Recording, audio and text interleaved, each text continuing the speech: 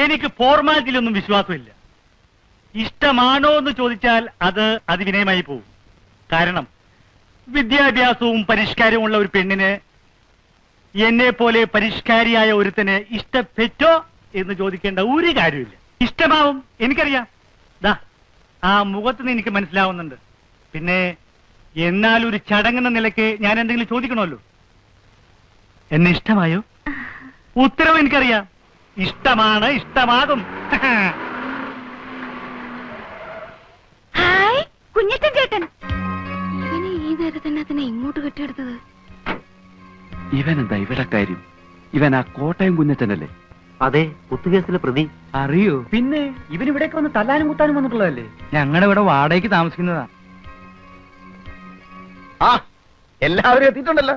ചേട്ടത്തെ ചില മീന ലാഭത്തിന് കിട്ടിയപ്പോ മേടിച്ചതാ. ഇവര് കിഴക്കമ്മലെ ഉണക്കമലൊക്കെ തന്ന് കിടക്കുമല്ലയോ, പുളിയിട്ട് വെച്ചാട്ടെ. ചെറുക്കൻ എന്തേ?